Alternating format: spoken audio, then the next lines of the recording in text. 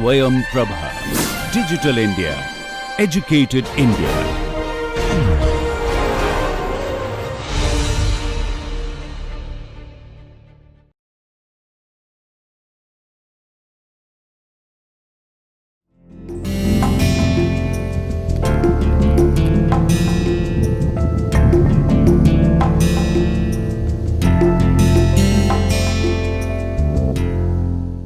Hello friends, so introduction to R software के course में आप सभी का फिर से एक बार स्वागत करता हूं। और इस लेक्चर में हम कुछ वेक्टर इंडेक्सिंग और लिस्ट से रिलेटेड इश्यूज़ के बारे में बात करेंगे। आपको याद होगा पिछले लेक्चर में हम लोगों ने एक हमारा कमांड होता है लिस्ट, उसके बारे में बात करी थी। और लिस्ट का हमारा सबसे बड़ा एडवांटेज क्या था कि उसके अंदर आप डिफरेंट मोड्स के ऑब्जेक्ट को आप एक साथ लिख सकते हैं। जैसे अगर आपका कोई एलिमेंट है वो न्यूमेरिक है, कोई आपका कैरेक्टर है, कोई आपका डेटा फ्रेम है, तो आप उन्हीं को एक साथ कंबाइन कर सकते हैं। इस तरह के हमारे पास दो ऑप्शंस होते हैं, एक होता है लिस्ट और एक होता है डेटा फ्रेम। तो हम दोनों के बारे में बात करेंगे।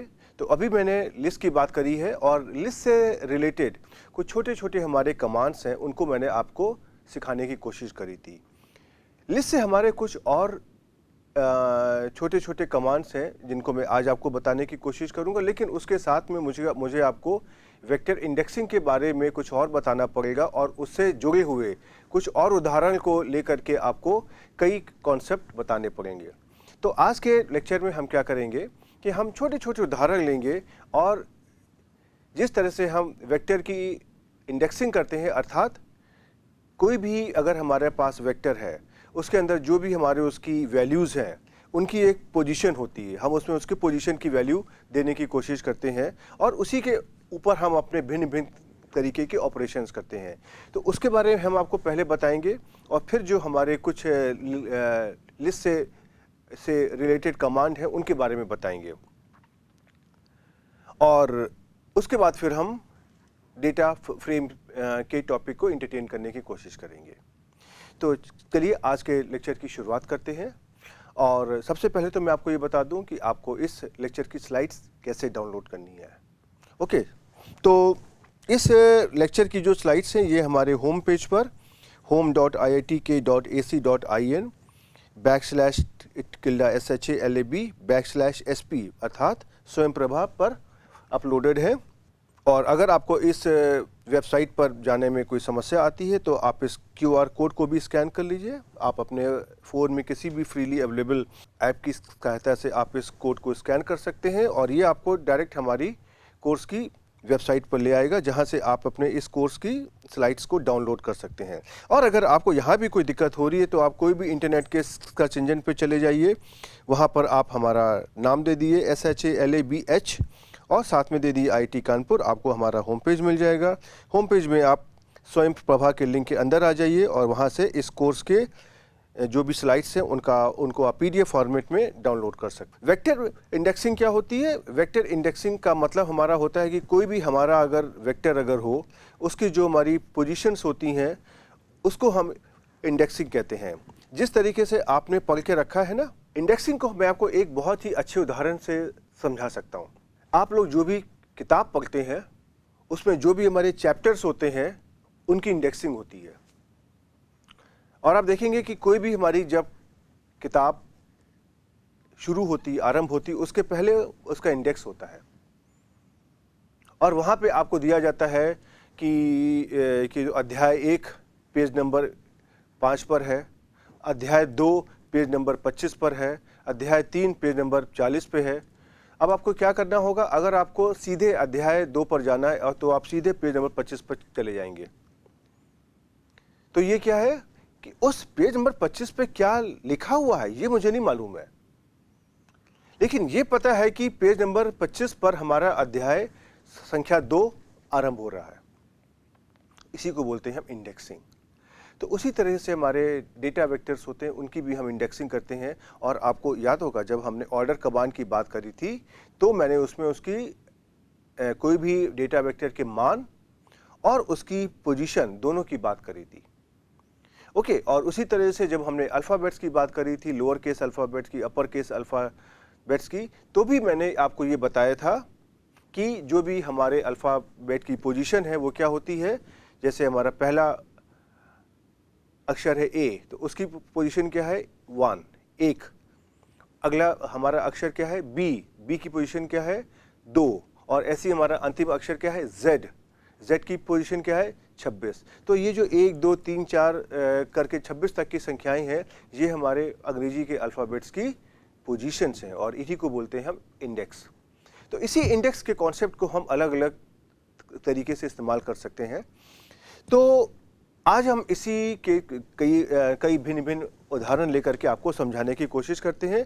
कुछ उदाहरण आप पहले भी कर चुके हैं, लेकिन मैं आपको इसको यहाँ पे एक बहुत जल्दी मैं इसको रिपीट करने की कोशिश करूँगा, जिससे कि आपको ये ध्यान में आ जाए कि जो मैंने किया था वो वेक्टर इंडेक्सिंग का ही पार्ट था, वो वेक्टर इंडेक्सिंग का ही हिस्सा था। ओके, तो करिए। तो सबसे पहले देखिए, हम एक यहाँ पे जो हमारे अंग्रेजी के अल्फ़ाबेट्स थे, हम उनकी इंडेक्सिंग की बात करते हैं और ये काम हम लोग पहले कर चुके हैं। हम बस आपको यहाँ पे क्विकली रिवाइज करने की बात कर रहे हैं। आपने देखा था कि जब हम लोअर केस में लिखते हैं LETTERS, तो हमको लोअर केस के अंग्रेजी के अल्फ़ाबेट्स हैं ABCD Z तक, ये हमको मिल जाते हैं।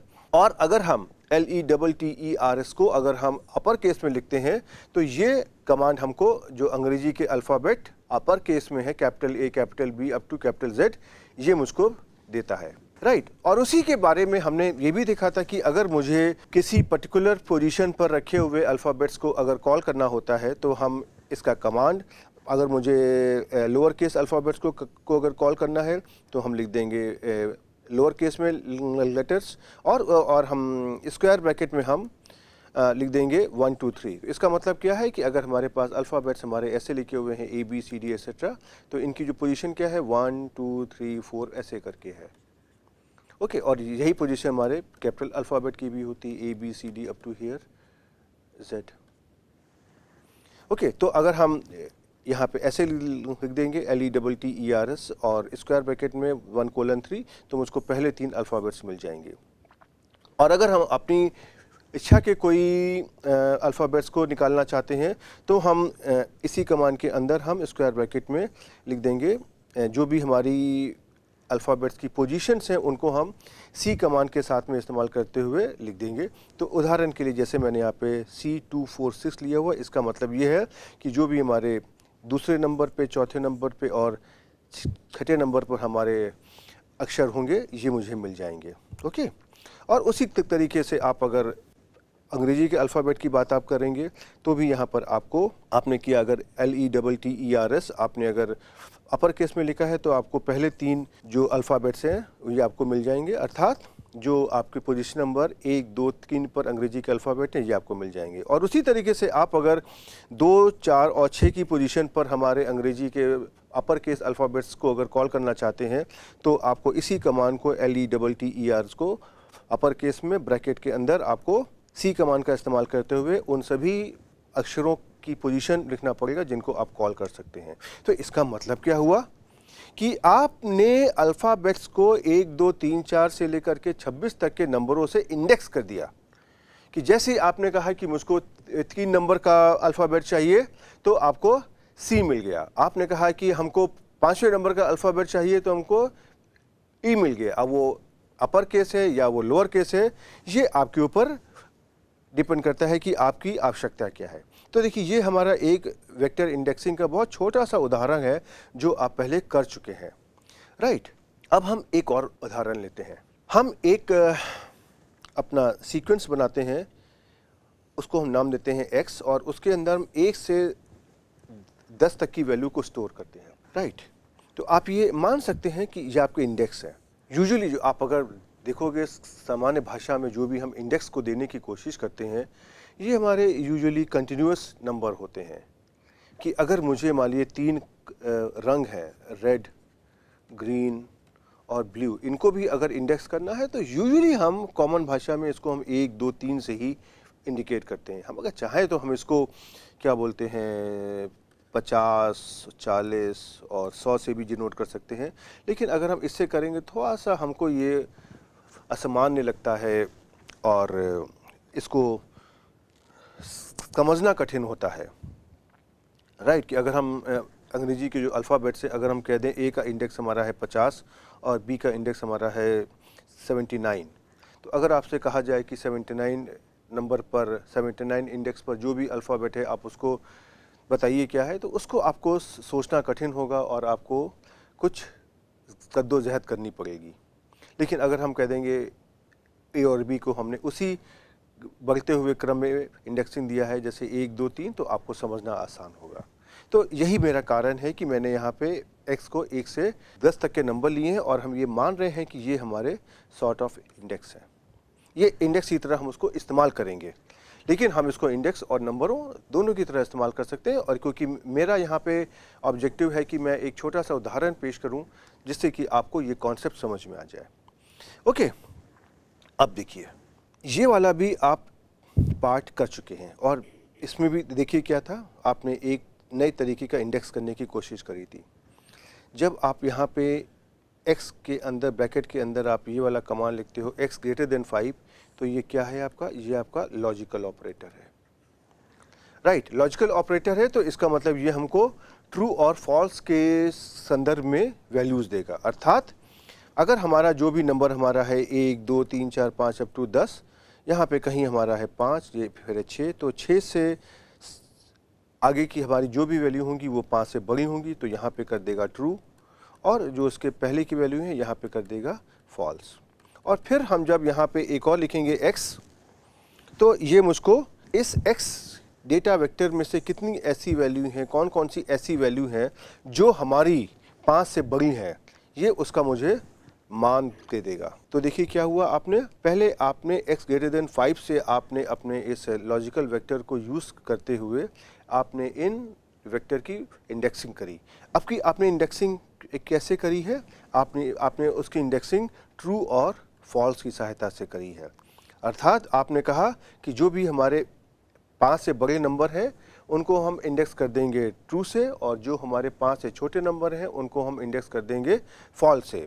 और फिर उसके बाद हम अपने ट्रू और फॉल्स की संख्या को निकालने की कोशिश करेंगे और ये पता करेंगे कि किन किन ट्रू और फॉल्स के करस्पॉन्डिंग हमारे x के वैल्यूज़ क्या हैं। ओके, जैसे कि अगर हम यहाँ पे लिखते हैं, मान लीजिए 1 2 3 4 5 6 7 8 9 10, इसने तो हमको उसको फॉल्स फॉल्स यहाँ पे लिख दिया, राइट। लेकिन अगर हम यहाँ पर कहते हैं एक हमारा नंबर आता है ट्रू, अब ट्रू के करस्पॉन्डिंग हमारा क्या है, नंबर 6 है, नंबर 7 है, नंबर 8 है, नंबर 9 है, या नंबर ये मुझे पता नहीं, इसलिए हमको इसके बीच में एक एक करस्पॉन्डेंस भी करना पड़ता है।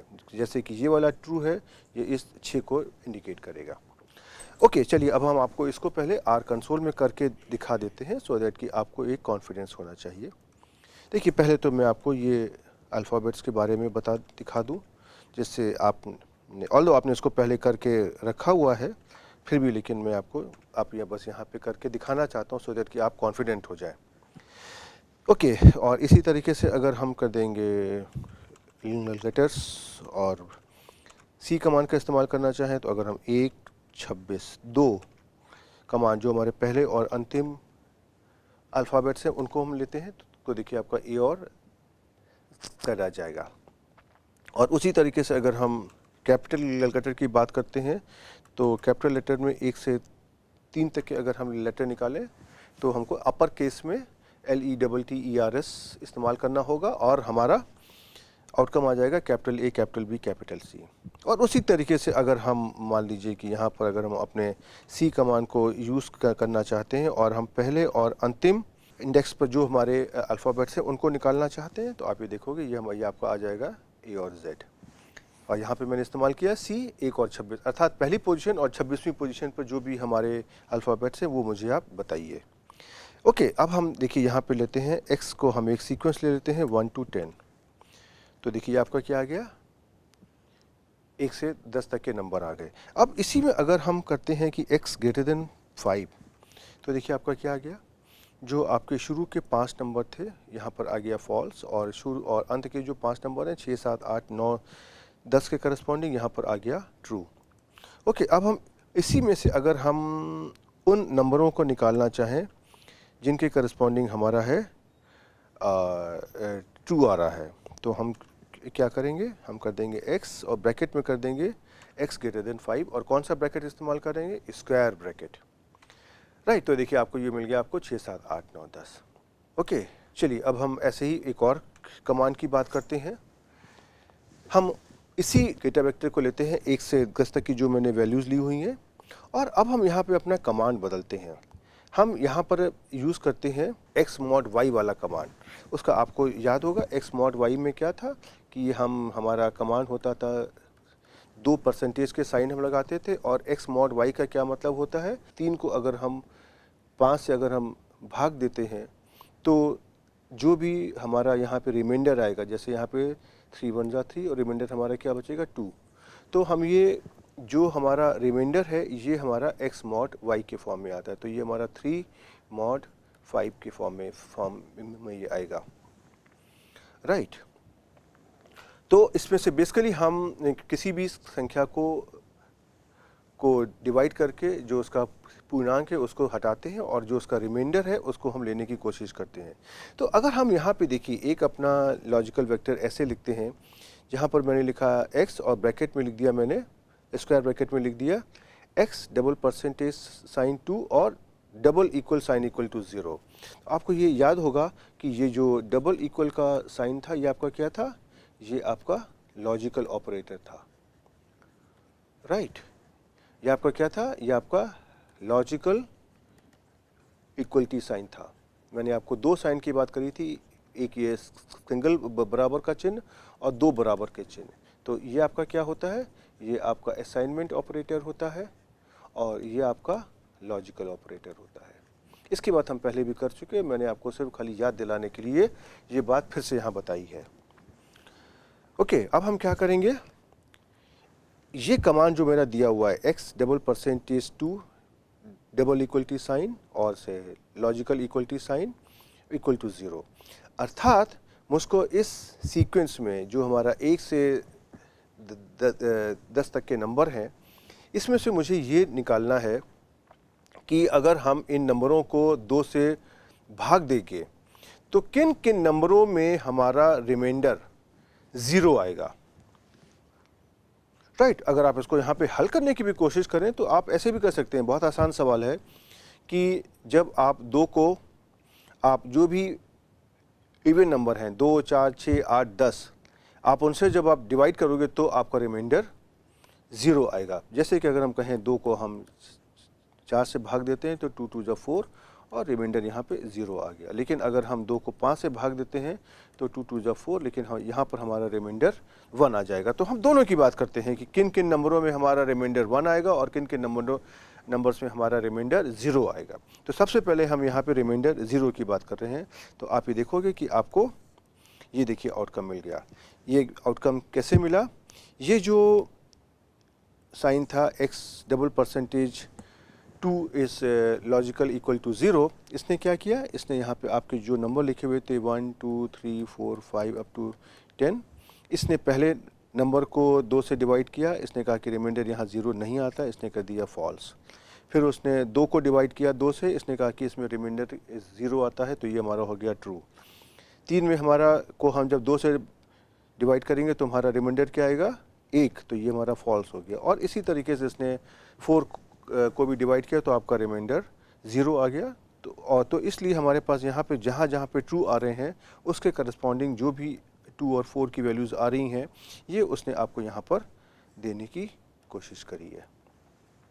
ओके, अब इसी को अगर हम मान लीजिए कर दें कि यहाँ पर हमारा रिमाइंडर 1 आना चाहिए, तो बहुत ही ऑब्वियस है। अब अगर हम अपने नंबर लिखेंगे 1 2 3 4 5 करके, तो जो भी हमारे ऑड नंबर हैं, ऑड नंबर को हम जब 2 से डिवाइड करेंगे तो हमारा रिमाइंडर 1 आएगा।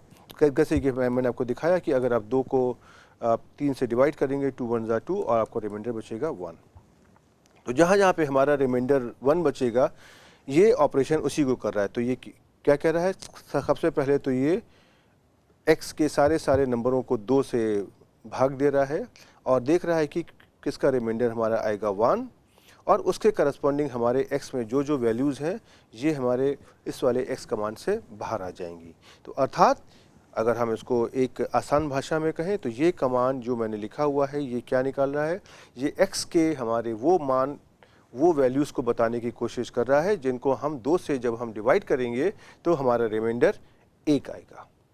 ओके, और ये कौन कौन से नंबर हैं, 1 3 5 7 9। राइट, अब इसको करा सा हम आपको आर कंसोल में करके भी दिखा देते हैं। चलिए हम इस कमांड को यहाँ पे कॉपी कर लेते हैं सो दैट कि हमारा समय बच जाएगा। ओके, अब देखिए आपने x को तो देखिए ये लिया ही हुआ 1 से 10 तक। अब आपने यहाँ पे कर दिया कि x के वो वाले नंबर जहाँ पर हमारा रिमाइंडर 1 आएगा। तो देखिए आपको क्या क्या उत्तर आ गया, 1 3 5 7 9।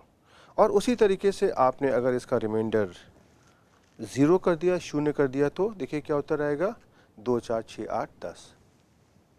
तो देखिए इस तरह के भी आप ऑपरेशन बहुत आराम से कर सकते हैं। और जो मुझे पूरा भरोसा है कि ये आप जब आगे अपनी प्रोग्रामिंग करेंगे, रियल लाइफ प्रोग्रामिंग करेंगे, तो ये आपके बहुत काम आएंगे।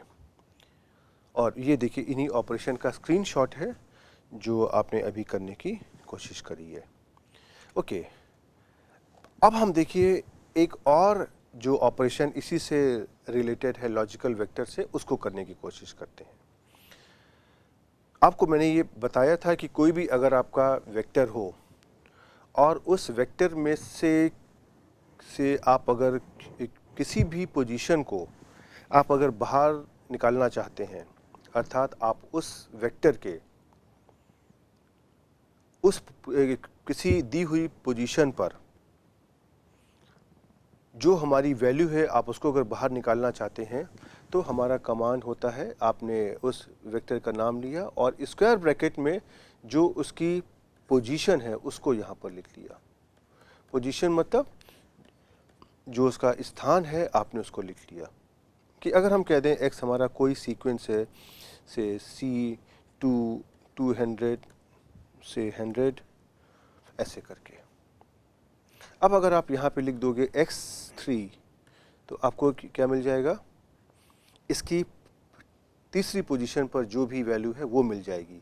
इसकी पोजीशन देखिए क्या है, 2 की पोजीशन है 1, दूसरी वैल्यू की पोजीशन क्या है 2 और तीसरी वैल्यू की पोजीशन क्या है 3। तो आपको यहाँ पर ये समझना बहुत आवश्यक है कि हर एक नंबर के साथ में 2 वैल्यूज़ हमारी एसोसिएट होती हैं। एक होता है उसका स्थान और एक होता है उसका मान। राइट, ये उसी तरीके से है जिस तरीके से हमने एग्जामिनेशन हॉल में अपनी सीट के नंबर दे दिए होते हैं और किसी दी हुई सीट पर हम किसी दिए हुए रोल नंबर को बैठने को कहते हैं। तो अर्थात वहाँ पे हमारा जब इम्तहान शुरू होता है तो उस एग्ज़ामिनेशन हॉल में हर एक कैंडिडेट से रिलेटेड हमारी 2 इन्फॉर्मेशन होती हैं। एक होता है वो किस सीट नंबर पे बैठा हुआ है और दूसरा उसका रोल नंबर क्या है।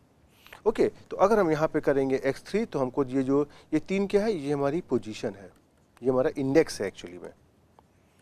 राइट, अगर इसको हम कंप्यूटर की भाषा में कहते हैं तो, और आर सॉफ्टवेयर की भाषा में कहते हैं तो इसको इंडेक्स कहेंगे। तो x3 पे जो हमारी वैल्यू है, देखिए आपकी कौन सी वैल्यू है यहाँ पे, आपकी है 2, 200 और 100। तो ये वैल्यू आपकी यहाँ पर निकल आएगी। चलिए हम इसको पहले आपको करके दिखा देते हैं आर में, जिससे कि आपको कॉन्फिडेंस होना चाहिए, ये आपको आगे मदद करेगा। राइट, अब अगर देखिए हमारे सामने यहाँ पे समस्या ये है कि मैंने यहाँ पे x को लिया है 1 से 10 और इस x को जो मैंने वैल्यूज़ दी हैं 1 से 10, इसके अंदर बाई चांस जो x की वैल्यू है और x की पोजीशन वैल्यू है, मतलब स्थान और मान, दोनों का मान एक ही है। राइट, तो जैसे उदाहरण के लिए आपको अगर हम कहें x6, अगर हमको छठी पोजीशन पर जो वैल्यू निकालनी है तो x6 देखिए आ जाएगा, 6 आ जाएगा। तो अब हम यहाँ पे एक काम करते हैं, एक हम यहाँ पे नया सीक्वेंस तैयार करते हैं। जैसे उदाहरण के लिए हम ऐसा सीक्वेंस लेते हैं जहाँ पर हमारे स्थान और जो उसका मान दोनों अलग अलग होने चाहिए। हम एक सीक्वेंस बनाते हैं 1 से 50 तक और इसको हम इंक्रीज़ कर देते हैं बाई 8। राइट, तो देखिए इसकी वैल्यू क्या आ जाएगी, 1 9 17 25 33 41 49। तो आप देखेंगे यहाँ पे स्थान और मान दोनों अलग अलग हैं। अब अगर आपको यहाँ पे मान लीजिए थर्ड प्लेस पर, अर्थात तीसरे स्थान पर जो भी वैल्यू है वो आपको निकालनी है, तो आप इसको कैसे निकालोगे? आप यहाँ पे लिख दोगे y स्क्वायर ब्रैकेट में कर दोगे 3 और आप देखोगे तो इसकी वैल्यू क्या आ जाएगी 17। आप अगर यहीं पर y में अगर आपको 3 और 5 पोजीशन पर जो भी वैल्यूज़ हैं उसको निकालना है, अर्थात 3 से 5 पोजीशन पर, 3, 4, 5 पोजीशन पे, तो आप करोगे तो देखिए आपको ये 3 वैल्यूज़ मिल गई जो आपकी तीसरे पोजीशन पे है, चौथे पोजीशन पे है और 5वें पोजीशन पर है। तो ये जो हम इसके ब्रैकेट में दे रहे हैं 3 to 5 या यहाँ पे मैंने दिया 3, ये क्या है? ये हमारा इंडेक्स ही तो है। ओके, और अगर मुझे अपने किसी सेलेक्टेड एलिमेंट्स को बाहर निकालना है तो हम कह देंगे जैसे C2, 5, राइट, अर्थात हमको दूसरी और 5वीं पोजीशन पर जो वैल्यूज़ हैं वो हमको मिल जाए। तो देखिए यहाँ पे आपको 9 और 33 मिल गया। दूसरी पोजीशन पे क्या है 9 और 5वीं पोजीशन पर आपका है 33। तो इसी तरह के हमारे ऑप्शंस होते हैं, हमारे ऑपरेशंस होते हैं जिनको हम करने की कोशिश करते हैं और उसके थ्रू हम अपने किसी पर्टिकुलर वैल्यू को एक्सेस कर सकते हैं। ओके, अब और इसी तरह का आपको ऑपरेशन होगा, आपने वेक्टर्स और मैट्रिसेस के अंदर भी किया था, जहाँ पे आपने किसी पर्टिकुलर रो, पर्टिकुलर कॉलम या किसी पर्टिकुलर एलिमेंट को निकालने की कोशिश करी थी। लेकिन हम यहाँ पर आपको कुछ और दिखाना चाहते हैं। हम यहाँ पर आपको जो मिसिंग वैल्यू है उससे संबद्ध कोई आपको एक ऑपरेशन करके दिखाना चाहते हैं।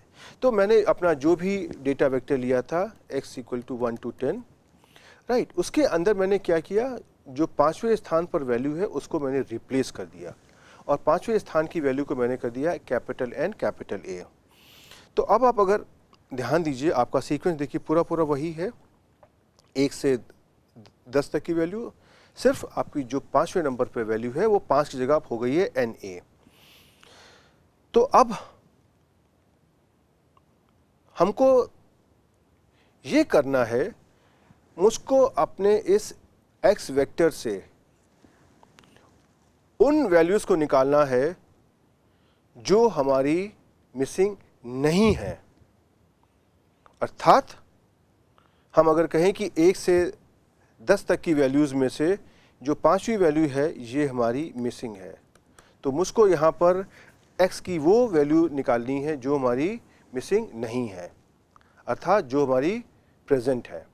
इसको कैसे निकाला जाए? तो अब आपको सबसे पहले अगर आप इसमें से ये पता कर लें कि कौन सी वैल्यू मिसिंग है, उसको हम हटा दें, तो जो हमको वैल्यूज़ मिलेंगी वही तो हमको नॉन मिसिंग वैल्यूज़ मिल जाएंगी। तो अब हम क्या करते हैं कि हम यहाँ पर एक कमांड जो लॉजिकल ऑपरेटर आपने पहले यूज़ किया था, हम उसकी बात करते हैं।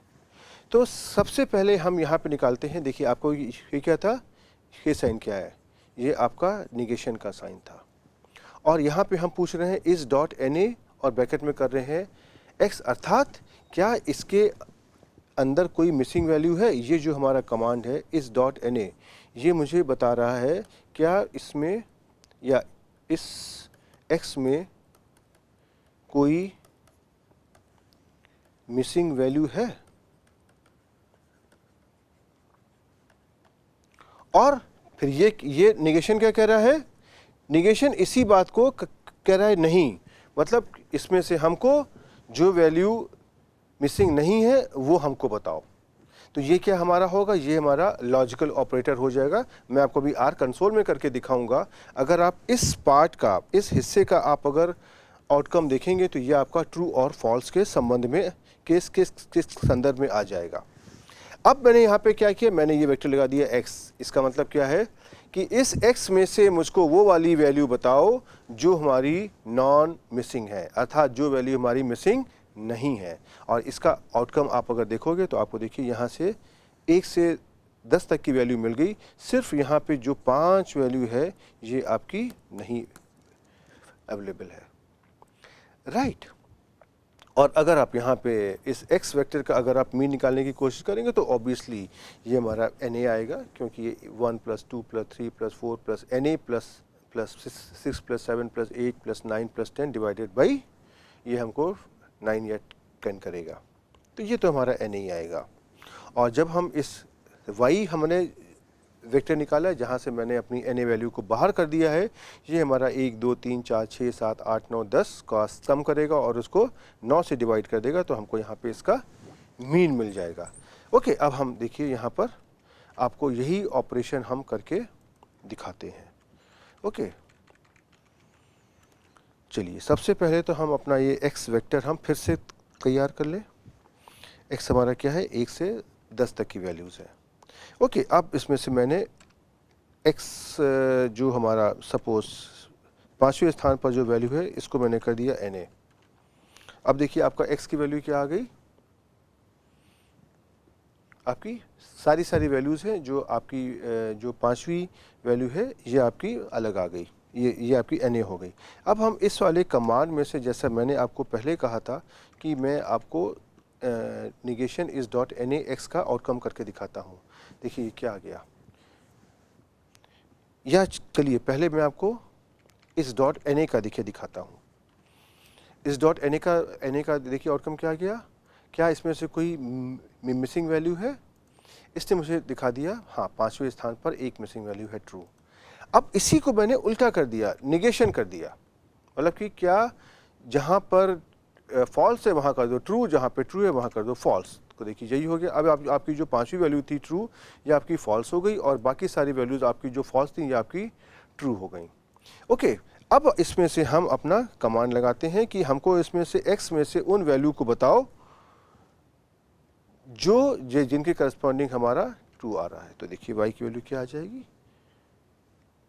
आपकी 1 से 10 तक की सारी वैल्यूज आ गई, खाली आपकी जो 5वीं वैल्यू जो आपकी मिसिंग थी वो आपकी बाहर हो गई। ओके, अब आप यहाँ पर अगर आप x का मीन निकालते हैं तो देखिए आ जाएगा na, लेकिन अगर आप y का मीन निकालते हैं तो आपको वैल्यूज मिल जाएंगी। राइट, तो इस तरह के हमारे ऑपरेशन जब हम रियल लाइफ में आते हैं, कोई प्रोग्रामिंग करते हैं, तो ये बहुत बार हमारे काम आते हैं कि हमारे डेटा में मिसिंग वैल्यूज़ होती हैं, क्योंकि आपके पास जब हज़ारों लाखों का डेटा एक साथ आ रहा है तो आपके पास ये वाली सुविधा नहीं होती है कि आप उस डेटा को आंख से देख करके उसमें से कौन सी मिसिंग वैल्यू हो उसके बारे में बात कर सकें। तो आपको इस तरह के जो लॉजिकल ऑपरेशंस होते हैं और आपको जो डेटा वेक्टर्स होता है उसके अंदर आपके ये काम आएंगे। और यहाँ पे देखिए ये इसी ऑपरेशन का स्क्रीनशॉट है जो हमने आपको करके दिखाया है। अब हम आपको इसी इंडेक्स की हम जब बात करते हैं तो इंडेक्स में हम आपको ये दिखाते हैं कि अगर हम इंडेक्स में कोई निगेटिव वैल्यू ले लें तो हमारा उत्तर कैसे आएगा। एक नियम आप ये समझ लीजिए कि जब हम किसी इंडेक्स को नेगेटिव नंबर से दिखाते हैं तो ये हमारा जो काउंटिंग होती है उल्टी ओर से शुरू हो जाती है। राइट, अगर हम कहें कि हमारे पास कोई वैल्यू है सपोज 3, 4, 8, इसकी हमारी पोजीशन इंडेक्स क्या है 1, 4 का इंडेक्स क्या है 2 और राइट। चलिए इसको क्यों ना हम R पे आपको करके दिखाएं तो आपको ज़्यादा समझ में आएगा। चलिए हम देखिए यहाँ पर एक हम वेक्टर बनाते हैं Z से 3, 6 और से 9। ओके, तो अब आप देखिए आपका Z1 क्या है 3, और अगर हम यहाँ पे Z का जो इंडेक्स मैंने 1 दिया इसको अगर मैं -1 कर दूँ तो देखिए क्या आ गया, ये आपका जो पहला वर्ड है इसको हटा करके जो आपको बाकी वैल्यूज़ देने की कोशिश कर रहा है।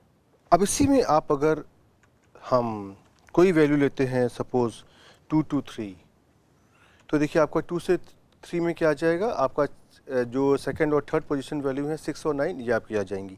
लेकिन अगर हम इसी को अगर हम माइनस करते हैं -2:3 तो देखिए क्या आ जाएगा, आपकी वैल्यू क्या आ गई 3।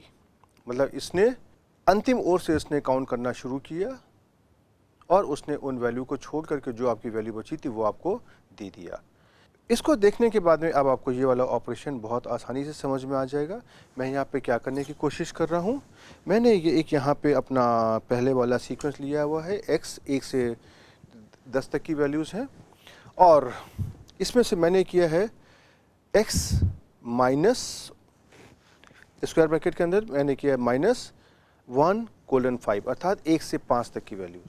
तो ये देखिए आपको क्या कर देगा, ये आपको वैल्यू दे रहा है 6, 7, 8, 9, 10, मतलब कि ये अंत से शुरू कर रहा है 1, 2, 3, 4, 5 और इन वैल्यूज़ को ये यहाँ पर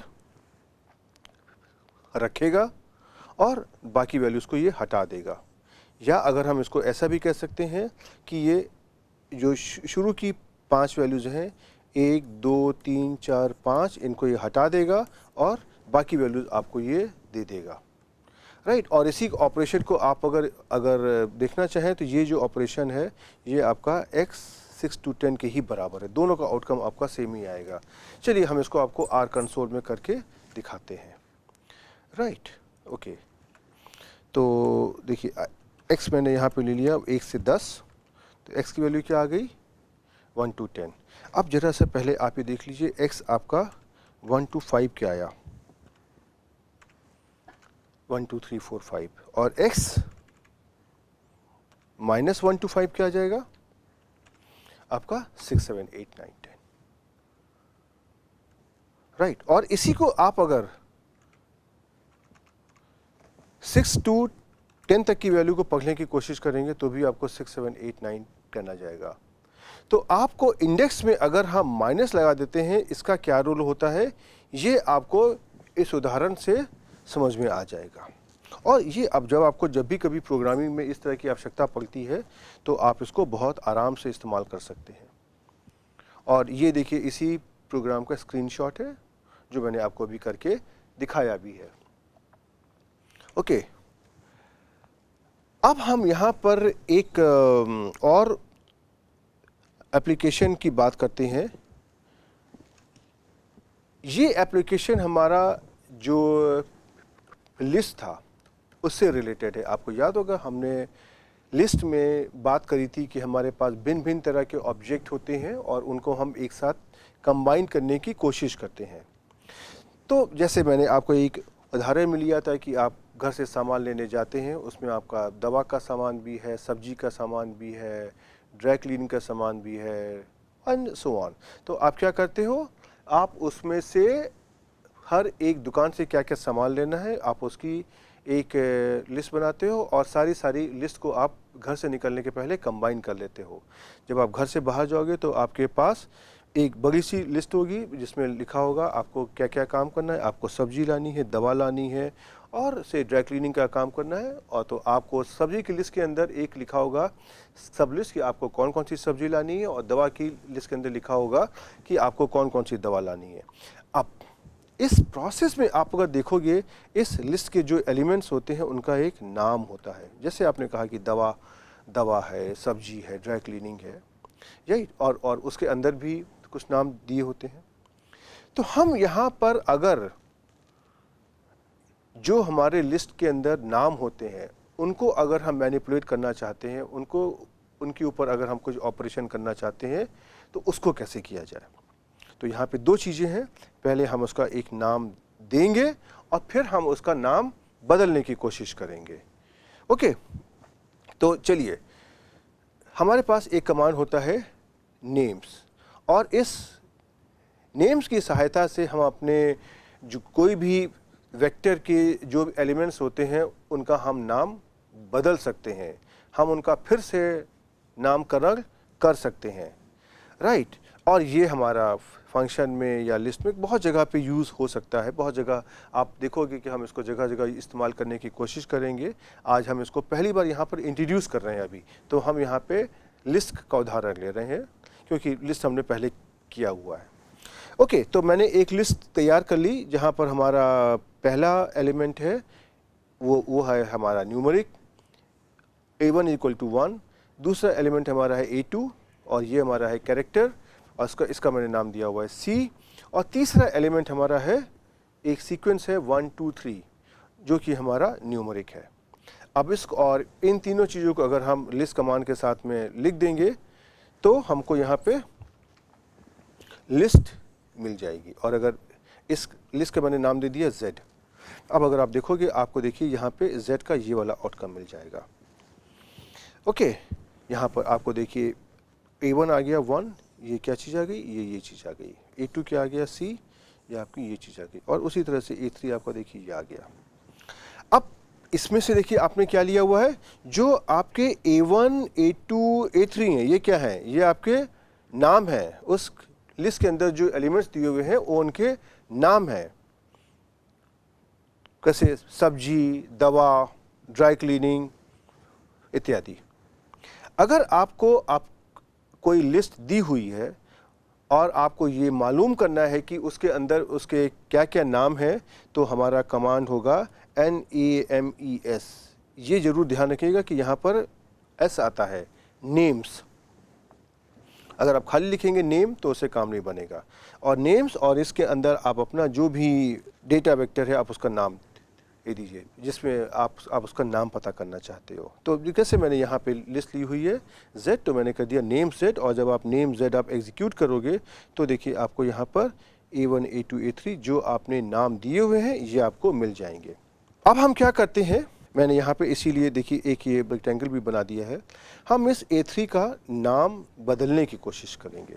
ओके, तो अब इसको कैसे किया जाए, तो देखिए ये तो आपका ऑपरेशन है जो आप अगर आप R कंसोल पे करोगे तो ऐसा आएगा। अभी हम आपको करके भी दिखाएंगे एनीवे। अब हम क्या करते हैं, देखिए हमने बात करी थी कि लिस्ट के अंदर किसी पर्टिकुलर एलिमेंट को अगर मुझे एक्सेस करना है तो हम उसको कैसे एक्सेस करते हैं।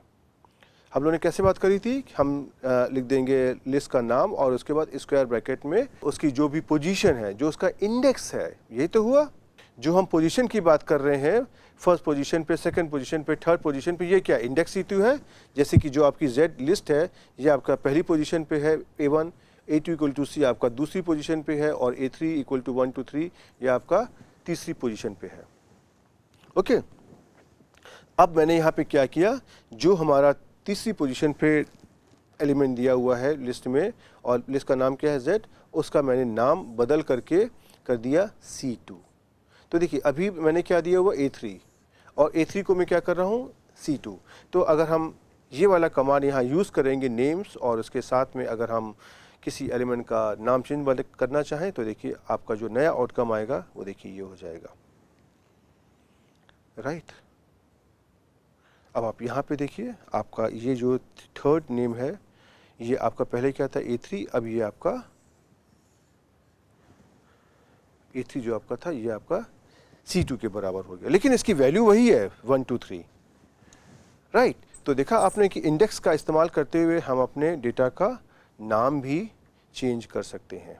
ओके, जैसे देखिए अगर हम ये वाली लिस्ट अपनी R कंसोल पे फिर हम तैयार करते हैं तो देखिए आपका Z की क्या वैल्यू आ जाएगी 1 2 3 1, मतलब कि जो A1 में आ गया 1, A2 में आ गया C, और A3 में क्या आ गया 1 2 3। और उसी के आगे अगर हम अपना अगर इसका नेम को अगर हम नाम को बदलना चाहेंगे तो हमारा कमांड हो जाएगा नेम्स और ब्रैकेट में लिस्ट का नाम और उसका एलिमेंट का नाम। एलिमेंट का नाम हमारा स्क्वायर ब्रैकेट में आएगा और हमको जो भी नाम देना है C2।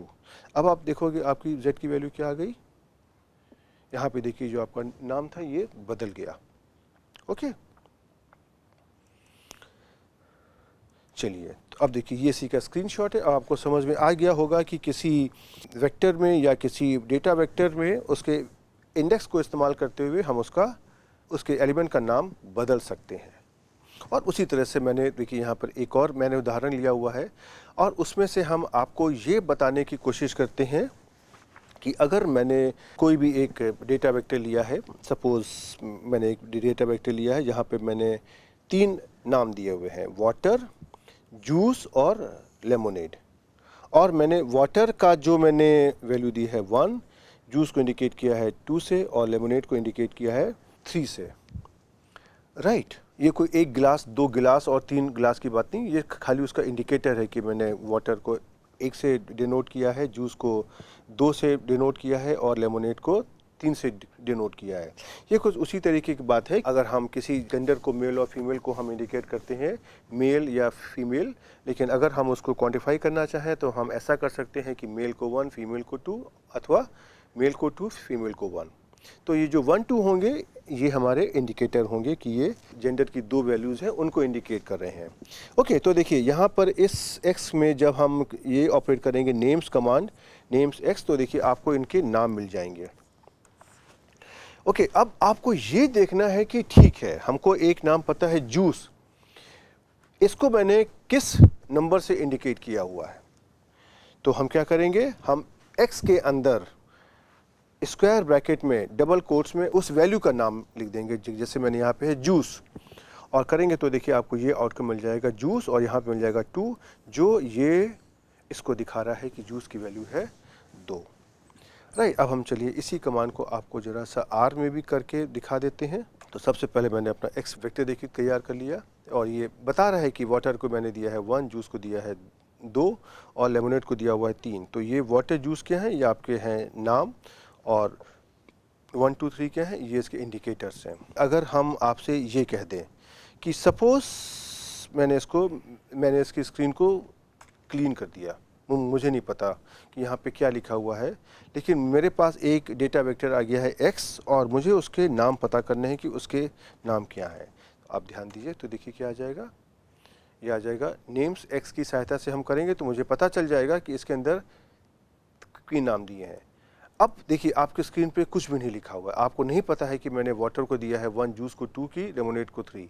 अब अगर मुझे मान लीजिए पता करना है कि ये लेमोनेड को क्या वैल्यू मैंने दी हुई है, राइट, तो इसके लिए देखिए हमारा कमांड क्या था, मैंने यहाँ पे लिखा अपना जो भी वेरिएबल का नाम, और स्क्वायर ब्रैकेट में मैंने अपना नाम लिख दिया।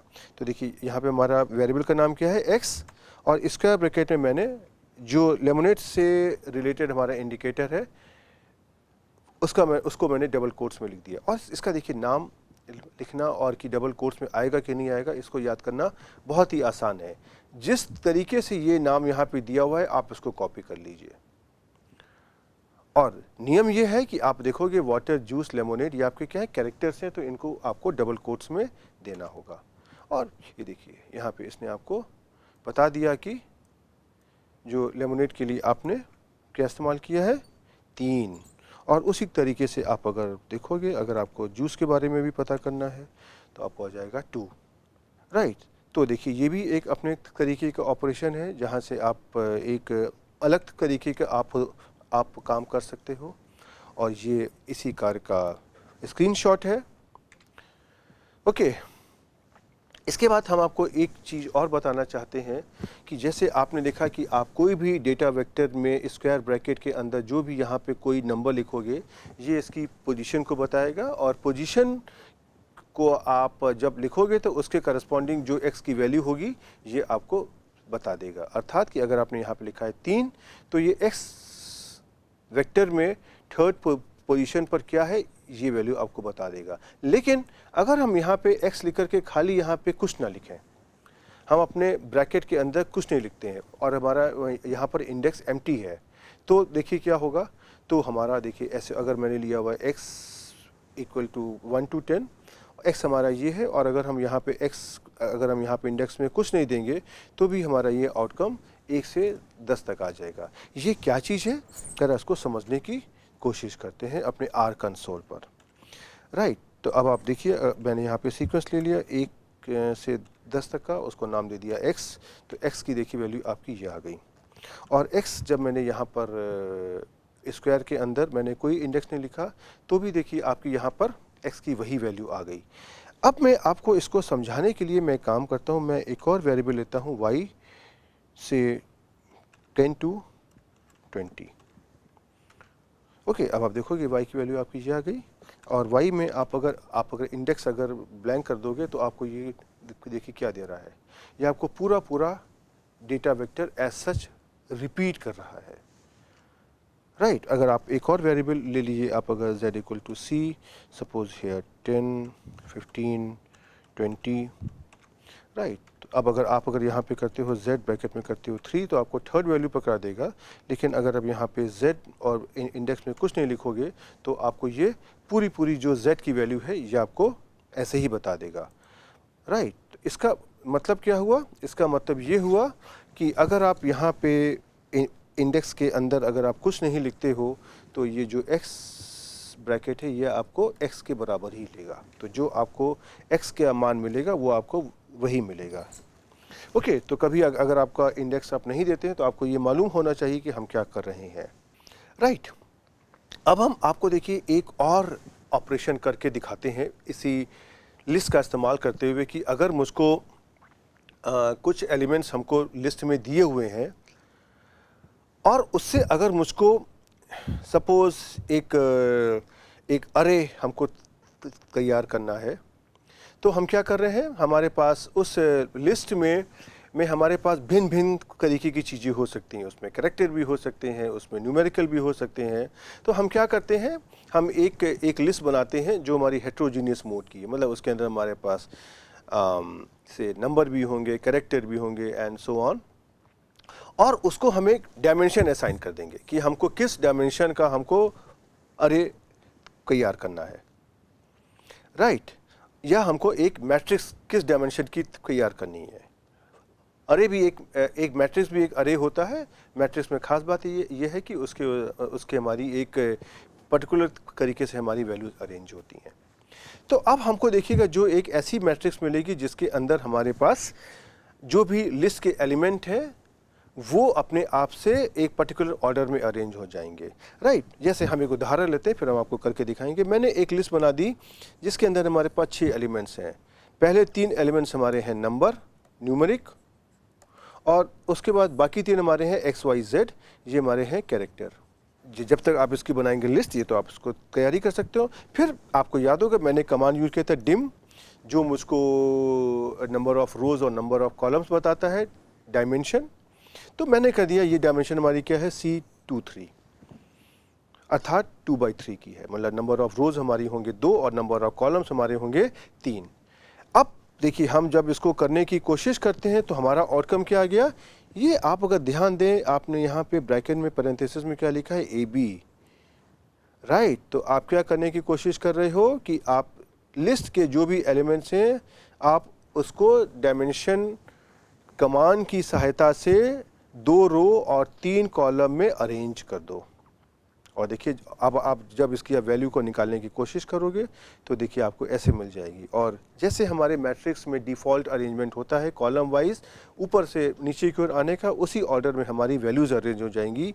आप देखिए हमारी वैल्यूज़ हैं 1 2 3 एक्स वाई जेड, 1 2 नीचे आया, फिर ऊपर आएगा 3, देन नीचे आएगा x, देन फिर ऊपर जाएगा y एंड देन फिर नीचे आएगा z। ओके, तो चलिए हम इसको आपको आर कंसोल में करके दिखाते हैं।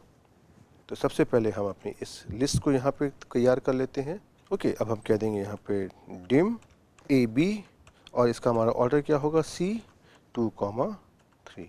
अब आप अगर यहाँ पर AB को अगर आप प्रिंट करने की कोशिश करेंगे तो देखिए आपका AB क्या मिल गया। आप AB कर लीजिए, आपको स्क्रीन पे दिखा देगा, या आप चाहें तो प्रिंट ऑफ AB कर लें। तो हम प्रिंट के बारे में अभी कमांड के बारे में आगे बात करेंगे, आपको एक ही आउटकम मिलेगा, राइट। अब इसी तरीके से आप अगर मान लीजिए कि आप अगर अपनी डायमेंशन को चेंज कर देते हो, आप इसको 3 और 2 कर देते हो, को देखिए क्या हो जाएगा, AB आपका क्या हो जाएगा 1 2 3 एक्स वाई जेड, अर्थात 1 2 3 पहले ऊपर से नीचे आएगा, फिर आपका एक्स वाई जेड आपका ऊपर से नीचे आएगा और आपको इस तरह की वैल्यूज़ मिल जाएंगी। इसी में चलिए हम एक शैतानी करते हैं, हम इसको 3/3 कर देते हैं, को देखिए क्या होता है, राइट। ये आपको बता देगा कि आपके पास लिस्ट में इतने एलिमेंट्स ही नहीं है कि जिसको आप 3/3 की मैट्रिक्स में अरेंज कर सकें। अर्थात 3/3 की मैट्रिक्स में अरेंज करने के लिए आपको टोटल 9 एलिमेंट्स की आवश्यकता है और यहाँ पे आपके पास कितने एलिमेंट्स हैं, खाली 6 एलिमेंट ही आपके पास यहाँ पर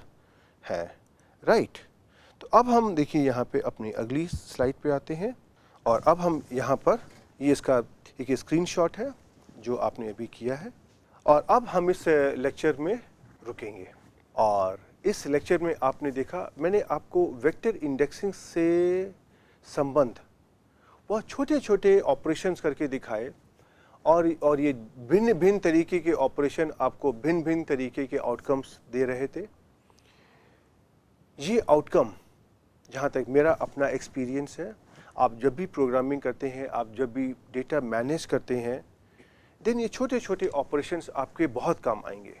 ये आपको खाली ये दिखाने की कोशिश कर रहे हैं कि आप एक ही कमांड को आप अगर भिन्न भिन्न तरीके से इस्तेमाल करोगे तो उनके जो आउटकम है वो अलग अलग आएंगे। लेकिन ये कमांड को अपने दिमाग में बैठाना बहुत आवश्यक है और जैसे जैसे हम आगे बढ़ते जा रहे हैं, अब आप देखोगे कि पहले हमने जितना भी किया था वो सारी चीज़ें आपके इस्तेमाल में आ रही हैं। मैंने आपको पहले जो उदाहरण के लिए डिम कमांड बताया था, उस वक्त मैंने आपको विस्तार से बताया था कि डिम कमांड क्या होता है, लेकिन आज के तारीख में हम डिम कमांड का इस्तेमाल डायरेक्ट करेंगे। मैट्रिक्स के बारे में मैंने आपको उस वक्त विस्तार से बताया था, लेकिन अब हम उसको डिम और मैट्रिक्स को एक साथ इस्तेमाल करेंगे। तो अब जैसे जैसे हमारा कोर्स आगे बढ़ता जा रहा है, आपको पहले की सारी चीज़ों को अपने दिमाग में बैठाना बहुत ही आवश्यक हो गया है।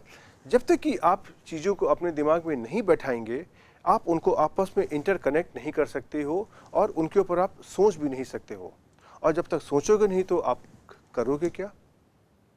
और दिमाग में बैठाने के लिए क्या करना है? सिर्फ खाली प्रैक्टिस करनी है और अपनी ओर से आपको उदाहरण बनाने हैं, अपनी ओर से सॉल्व करने हैं। इससे आपकी जो मेंटल कैपेबिलिटी है उसका भी डेवलपमेंट होगा।